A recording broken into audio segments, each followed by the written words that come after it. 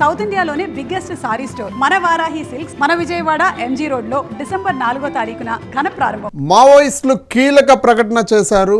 Maharashtra, Madhya Pradesh, Chhattisgarh zone ప్రతినిధి అనంత్ పేరుతో లేఖను విడుదల చేశారు. జనవరి 1న ఆయుధాలు విడిచి లొంగిపోతామని అందులో పేర్కొనడం జరిగింది. ఒక్కొక్కరు బదులుగా అందరం ఒకేసారి లొంగిపోతామని కూడా అందులో క్లియర్ గా తెలిపారు. మావోయిస్ట్ అగ్రనేతలు మల్లోజోల ఆశను లొంగిబాటు హిడ్మా ఎన్కౌంటర్ లో పార్టీ బలహీనమైందని కూడా పేర్కొనడం జరిగింది. అక్కడ ఒక్కొక్కసారి కాకుండా అందరూ ఒకేసారి కూడా లొంగిపోతే మాకు కంఫర్ట్ గా ఉంటదని కూడా అందులో పేర్కొనడం జరిగింది. ఆ లేఖలో కేంద్రం విజ్ఞప్తితో ఈ నిర్ణయం తీసుకున్నట్లు కూడా వివరించారు. అయితే 2026 జనవరి 1న సాయుధ పోరాటాన్ని విమర్శించుకుంటామంటున్నారు. ఆయుధాలు అప్పగించి ప్రభుత్వ పునరావాసాన్ని అంగీకరిస్తామని చెప్పారు. తమకు సహకరించే రాష్ట్రంలో లొంగిపోవడానికి సిద్ధమని కూడా పేర్కొన్నారు.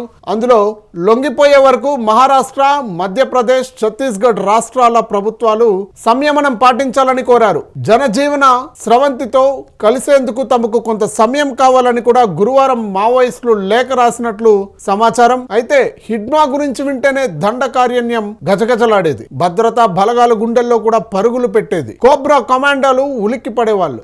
భద్రతా బలగాలకు అతను ఒక రాక్షసుడు అయితే ఎంతో మంది ప్రజలకు ఆయన ఒక దేవుడు అంటూ ఉంటారు. కోర్టులు తన కళ్ళ ముందున్న తను చావనైనా చేస్తాను కానీ మా వాళ్ళ హక్కుల కోసం పోరాటం చేస్తానంటూ కూడా చాలా మంది చెప్పేవాళ్ళు. 15 ఏళ్ల నుండి భద్రతా బలగాలకు మోస్ట్ వాంటెడ్ గా మారిన మావోయిస్ట్ అగ్రనేత హిడ్మా ఎట్టకేళ్లకు చిక్కి దుర్మరణం పాలయ్యాడు. ఇది రీసెంట్ గా మనందరూ చూసిందే. అందరూ మా ప్రదేశాలకి చేరుకుంటామని, ఆయుధాలు వదిలేస్తామని కూడా లేఖ రాశారు. ఎందుకు సడన్ గా ఈ నిర్ణయం, దీని వెనుక ఏదైనా కుట్రుందా అనే కోణంలో కూడా పోలీసులు వెంటనే నిర్ణయం తీసుకోవాల్సింది. పోలీసులు అన్ని కోణంలో కూడా విచారిస్తా ఉన్నారు. ఆర్మీ బలగాలు, సెంట్రల్ పోలీసులు కూడా దీని వెనుక ఆలోచించాల్సిన పరిస్థితి అయితే ఉంది. పోలీసులను తప్పుదో పట్టిస్తున్నారా, పోలీసులు ఏంటి ప్లాన్ అని కూడా ఇక్కడ ఆలోచించాల్సింది ఉంది. ఇదే వాళ్ళు చెప్పే డిమాండ్ మాత్రం ఖచ్చితంగా నెరవేరిస్తే సరే, లేదంటే ఏదో ఒకటి తేలాల్సి ఉందంటూ కూడా ఆ లేఖలో పేర్కొన్నారు. తెలుగు వాళ్ళు ఈ గ్యాంగ్ లో ఎక్కువగా ఉన్నారంటూ కూడా చెప్తా ఉన్నారు. కానీ సుక్మా నుండి ఈ స్థానంలోకి వెళ్ళిన తొలి వ్యక్తి హిడ్మా మాత్రమే. పీపుల్స్ లిబరేషన్ గిరిల్లా ఆర్మీకు హిడ్మా నేతృత్వం వహించేవాడంటూ కూడా చెప్పేవాళ్ళు. ఈ బెటాలియన్ లో మొత్తం 350 మంది సభ్యులు ఉన్నట్లు కూడా తెలుస్తా ఉంది. ఇందులో ఉండే సభ్యులు ఆటోమేటిక్ గా ఆయుధాలు వినియోగించే వాళ్ళు. ఈ బెటాలియన్ బుల్లెట్ ప్రూఫ్ ఎక్కువగా వాడుతుంది. ఈ బెటాలియన్ వాళ్ళే లేఖ రాశారంటూ కూడా స్పష్టమవుతా ఉంది. అయితే ఈ గ్యాంగుల్లో ఏ గ్యాంగ్ రాసిందో కూడా చర్చ నడుస్తా ఉంది. ఎంతమంది ఉన్నారు, ఎంతమంది లొంగిపోతారంటూ కూడా ఒక చర్చ నడుస్తా ఉంది ఇక్కడైతే. అయితే మావోయిస్టులందరూ జనవరి 1వ తేదీన అన్ని ఆయుధాలన్నీ విడిచి నార్మల్ పర్సన్స్ గా మేము మారిపోతామంటా ఉన్నారు. కానీ ఇది నిజంగా జరుగుతుందా జరగదా అనేది కూడా ఒక ఉత్కంఠంగా మారింది.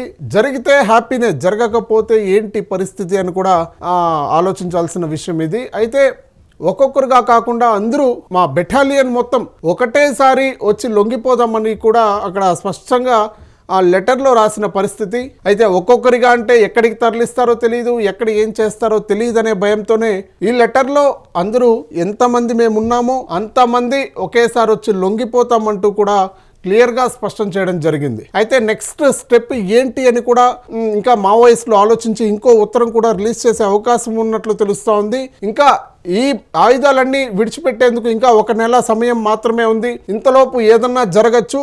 ఒకవేళ ఇంకో వార్త రిలీజ్ అవ్వక ముందే ఈ నిర్ణయం తీసుకున్నట్లు కూడా చెప్తా ఉన్నారు. అయితే ఎవరిని ఎన్కౌంటర్ చేయకూడదు. ఏదైతే మహారాష్ట్ర, మధ్యప్రదేశ్, ఛత్తీస్గఢ్ రాష్ట్రాల ప్రాంతాల్లో ఎవరైతే ముఖ్యంగా వ్యవహరిస్తా ఉన్నారో వాళ్ళు మాత్రం లొంగిపోతామంటున్నారు. మిగతా వాళ్ళు ఏంటి అని కూడా ఒక ప్రశ్నగా మారింది. అయితే ఈ ఛత్తీస్గఢ్ ప్రాంతాల్లోనే ఎక్కువగా సంచరించిన మావోయిస్టులు ఉన్నట్లు కూడా గుర్తించారు. అయితే వాళ్ళు పోలీసులు వేట మొదలు పెట్టక ముందే మేము లొంగిపోదాము, సరెండర్ అయిపోయి మేము నార్మల్ పీపుల్ లాగా మారిపోతామంటున్నారు. ఇది ఎంతవరకు నిజమంటూ కూడా వేచి చూడాల్సిన పరిస్థితి ఇక్కడ కనిపిస్తూ ఉంది.